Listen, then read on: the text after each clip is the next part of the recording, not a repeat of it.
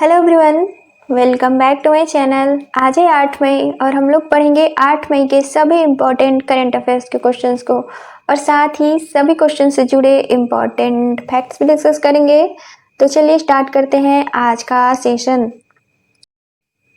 और अगर आपको इस क्लास की पीडीएफ चाहिए तो डिस्क्रिप्शन में दिए गए टेलीग्राम लिंक पर जाकर आप पीडीएफ भी ले सकते हैं। तो आज का पहला सवाल है, विश्व एथलेटिक्स दिवस कब मनाया जाता है? तो खेलों के प्रति जागरूकता बढ़ाने और युवाओं को एथलेटिक्स के प्रति प्रेरित करने के उद्देश्य से हर साल 7 मई को विश्व एथलेटिक्स दिवस के रूप में मनाया जाता है। इसकी शुरुआत साल 1996 में अंतर्राष्ट्रीय एमेच्योर एथलेटिक्स महासंघ द्वारा की गई थी, जिसे अब वर्ल्ड एथलेटिक्स के नाम से जाना जाता है। दरअसल इसी दिन international association of athletics federation की स्थापना की गई थी। साल 2025 के लिए इस दिवस की थीम है, खेल के मैदान को बराबर बनाना, सभी को साथ लेकर चलना। तो आंसर हो जाएगा ऑप्शन डी, 7 मई। अब मई महीने के कुछ और इम्पोर्टेंट डेज और उनके थीम। तो अंतर्राष्ट्रीय मजदूर दिवस हर साल 1 मई को मनाया जाता है। विश्व प्रेस स्वतंत्रता दिवस हर साल 3 मई को मनाया जाता है और साल 2025 के लिए इस दिवस की थीम है एआई और पत्रकारिता का संबंध। अंतर्राष्ट्रीय अग्निशामक दिवस हर साल 4 मई को मनाया जाता है। विश्व अस्थमा दिवस हर साल मई महीने के पहले मंगलवार को मनाया जाता है और साल 2025 के लिए इस दिवस की थीम है make inhaled treatments accessible for all. विश्व एथलेटिक्स दिवस हर साल 7 मई को मनाया जाता है और साल 2025 के लिए इस दिवस की थीम है खेल के मैदान को बराबर बनाना, सभी को साथ लेकर चलना। अगला सवाल है, हाल ही में एशियाई विकास बैंक के बोर्ड ऑफ गवर्नेंस की 58वीं वार्षिक बैठक कहां आयोजित की गई है? तो एशियन डेवलपमेंट बैंक के बोर्ड ऑफ गवर्नेंस की 58वीं बैठक 5 से 7 मई तक इटली के मिलान में आयोजित की गई है। इस बैठक का उद्घाटन मसातो कांडा द्वारा किया गया, जो कि एडीबी के वर्तमान अध्यक्ष हैं। भारत का प्रतिनिधित्व इस बैठक में निर्मला सीतारमण ने किया। इस बैठक का विषय था अनुभव साझा करना, कल का निर्माण करना। इस बैठक में 5000 से अधिक प्रतिभागियों ने हिस्सा लिया। 69 सदस्य देशों के प्रतिनिधि और बोर्ड ऑफ गवर्नर्स, शिक्षा जगत और नागरिक समाज के प्रतिनिधि इस बैठक में शामिल हुए। यह बैठक हर साल आयोजित की जाती है। बोर्ड ऑफ गवर्नेंस एडीबी का निर्णय लेने वाला निकाय है। इसमें एडीबी के सदस्य देशों के वित्त मंत्री इस बैठक का नेतृत्व करते हैं। जबकि एडीबी के 57वीं बोर्ड ऑफ गवर्नर्स की बैठक साल 2024 में 2 से 5 मई तक जॉर्जिया की राजधानी तिब्लिसी में आयोजित की गई थी, जबकि अगला यानी कि 59वां 3 से 6 मई साल 2026 तक समरकंद उज्बेकिस्तान में आयोजित की जाएगी। अब एडीबी तो एशियन डेवलपमेंट बैंक, इसकी स्थापना साल 1966 में की गई थी। वर्तमान में इसके 69 देश सदस्य हैं। इसका हेडक्वार्टर मनीला फिलीपींस में है और इसके वर्तमान अध्यक्ष हैं मसातो कांडा। तो आंसर हो जाएगा ऑप्शन ए, इटली। अगला सवाल है, खेलो इंडिया यूथ गेम्स के 7वें संस्करण का आयोजन कहाँ किया जा रहा है? तो खेलो इंडिया यूथ गेम्स 2025 यह इसका 7वां संस्करण है, जिसका आयोजन बिहार और नई दिल्ली में किया जा रहा है, जो कि 4 से 15 मई 2025 तक चलेगा। बिहार में इसका आयोजन 5 शहरों पटना, राजगीर, गया, भागलपुर और बेगूसराय में किया जा रहा है, जबकि नई दिल्ली में शूटिंग, जिम्नास्टिक और ट्रैक साइकिलिंग खेलों का आयोजन किया जा रहा है। इस खेल प्रतियोगिता में 28 राज्यों और 8 केंद्र शासित प्रदेशों के 10,000 प्रतिभागी भाग ले रहे हैं, जिसमें खिलाड़ी और वॉलंटियर्स शामिल हैं। इसमें 28 खेलों का आयोजन किया जा रहा है, जो कि है एथलेटिक्स, तीरंदाजी, बैडमिंटन, बास्केटबॉल, मुक्केबाजी, साइकिलिंग, तलवारबाजी, football, gatka, gymnastic, hockey, judo, badminton, kalaripayattu, kho kho, mallakhamb, shooting, तैराकी, sepak takraw, table tennis, tennis, thang ta, volleyball, weightlifting, कुश्ती, योगासन, रग्बी और ई स्पोर्ट्स। और इस यूथ गेम्स 2025 का थीम है खेल से देश, खेल से विकास। इसका आयोजन भारत सरकार के युवा कल्याण और खेल मंत्रालय द्वारा खेलो इंडिया पहल के तहत किया जा रहा है और इसके सहयोगी निकाय हैं बिहार सरकार, भारतीय खेल प्राधिकरण और राष्ट्रीय खेल महासंघ। अब खेलो इंडिया क्या है? तो यह एक पहल है जिसकी शुरुआत साल 2018 में की गई थी, जो कि खेल संस्कृति को बढ़ावा देने और ओलंपिक के लिए युवा प्रतिभाओं को पहचान दिलाने के उद्देश्य से की गई थी। साल 2025 में यह इसका 7वां संस्करण है। खेलो इंडिया के तहत और भी खेलों का आयोजन करवाया जाता है, जैसे खेलो इंडिया यूनिवर्सिटी गेम्स, खेलो इंडिया पैरा गेम्स।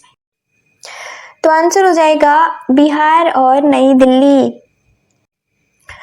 अगला सवाल है, हाल ही में अंतरराष्ट्रीय सौर गठबंधन का 123वां सदस्य देश कौन सा बना है? तो हाल ही में अंतरराष्ट्रीय सौर संगठन का 123वां सदस्य देश अंगोला बना है। इस दौरान भारत और अंगोला गणराज्य के बीच कुछ समझौते हुए हैं, जिनमें आयुर्वेद और अन्य पारंपरिक चिकित्सा प्रणालियों के क्षेत्र में सहयोग, कृषि क्षेत्र में सहयोग, साल 2025 से 2029 तक की अवधि के लिए संस्कृति के क्षेत्र में सहयोग के लिए समझौते हुए हैं। भारत सरकार द्वारा इस दौरान अंगोला के रक्षा खरीद के लिए 200 मिलियन के ऋण के अंगोला के अनुरोध को मंजूरी दी गई है। अब अंतर्राष्ट्रीय सौर संगठन, तो साल 2015 में भारतीय प्रधानमंत्री और फ्रांस के राष्ट्रपति द्वारा पेरिस जलवायु सम्मेलन के दौरान इस संस्था की अवधारणा संयुक्त रूप से पेश की गई थी और इसकी स्थापना साल 2017 में की गई थी, जबकि इसका पहला सम्मेलन साल 2018 में 11 मार्च को नई दिल्ली में आयोजित किया गया था। किसी भी अंतर्राष्ट्रीय संगठन का एकमात्र मुख्यालय अगर भारत में है तो वो है अंतर्राष्ट्रीय सौर संगठन का मुख्यालय, जो कि गुरुग्राम हरियाणा में है। साल 2024 से 2026 तक की अवधि के लिए भारत अंतर्राष्ट्रीय सौर गठबंधन का अध्यक्ष है, जबकि साल 2024 से 26 तक के लिए ही फ्रांस इसका सह अध्यक्ष है। इसके सदस्य देशों की संख्या है 123। साल 2018 से पहले केवल वही देश इसके सदस्य बन सकते थे जो पूर्ण या आंशिक रूप से कर्क रेखा और मकर रेखा के बीच स्थित है। वर्तमान में इसमें अन्य देश भी शामिल हो सकते हैं। तो आंसर हो जाएगा ऑप्शन ए अंगोला। अगला सवाल है, कलिंगा सुपर कप 2025 का खिताब किसने जीता है? तो कलिंगा सुपर कप 2025 यह इसका 5वां संस्करण था, जिसकी विजेता टीम रही है एफसी गोवा और उप विजेता रही है जमशेदपुर एफसी। फाइनल मैच का आयोजन उड़ीसा भुवनेश्वर के कलिंगा स्टेडियम में किया गया। एफसी गोवा का यह दूसरा खिताब था। पहली बार साल 2019 में एफसी गोवा ने यह खिताब जीता था। कलिंगा सुपर कप की शुरुआत साल 2018 में फेडरेशन कप के स्थान पर की गई थी। इसका आयोजन अखिल भारतीय फुटबॉल महासंघ द्वारा करवाया जाता है। इसमें 16 टीमें भाग लेती हैं। तो आंसर हो जाएगा ऑप्शन ए एफसी गोवा। अगला सवाल है, त्रिशूरपुरम उत्सव का संबंध किस राज्य से है?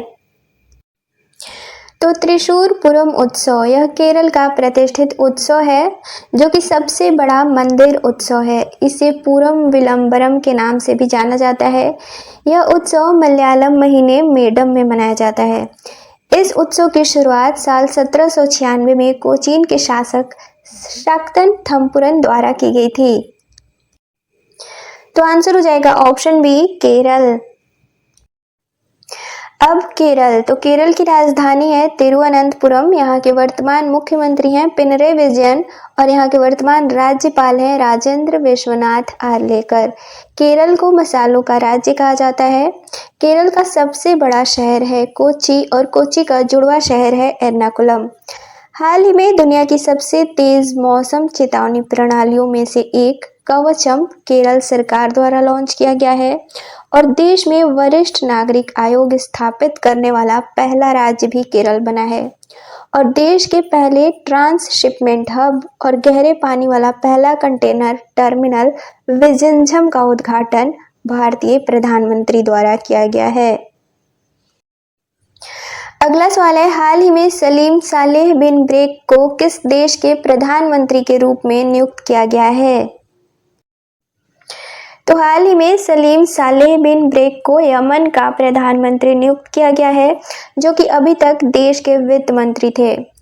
दरअसल प्रधानमंत्री अहमद अवद बिन मुबारक के इस्तीफे के बाद इनकी नियुक्ति की गई है, जो कि देश के राष्ट्रपति नेतृत्व परिषद द्वारा इनकी नियुक्ति की गई है। तो आंसर हो जाएगा ऑप्शन बी, यमन। अब कल के क्वेश्चंस का रिवीजन करेंगे। तो कल का पहला सवाल था, विश्व अस्थमा दिवस कब मनाया जाता है? तो इसका राइट आंसर था ऑप्शन डी, मई महीने के पहले मंगलवार को। अगला सवाल था, 72वीं मिस वर्ल्ड प्रतियोगिता कहाँ आयोजित की जाएगी? तो इसका राइट आंसर था ऑप्शन बी, तेलंगाना। अगला सवाल था, हाल ही में जीनोम संपादित चावल की किस्में विकसित करने वाला पहला देश कौन सा बना है?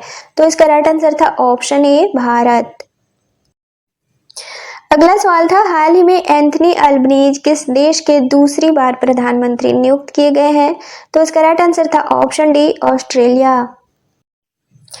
अगला सवाल था, हाल ही में लॉरेंस वोंग किस देश के प्रधानमंत्री नियुक्त किए गए हैं? तो इसका राइट आंसर था ऑप्शन बी, सिंगापुर। अगला सवाल था, हाल ही में सुदीरमन कप 2025 का खिताब किसने जीता है? तो इसका राइट आंसर था ऑप्शन डी, चाइना। अगला सवाल था, हाल ही में भारत के पहले गोल्ड मेल्टिंग एटीएम का अनावरण कहाँ किया गया है? तो इसका राइट आंसर था ऑप्शन डी, हैदराबाद। अगला और लास्ट क्वेश्चन था, हाल ही में विश्व बैंक की निवेश प्रयोगशाला में कौन शामिल किए गए हैं? तो इसका राइट आंसर था ऑप्शन बी, सुनील भारती मित्तल।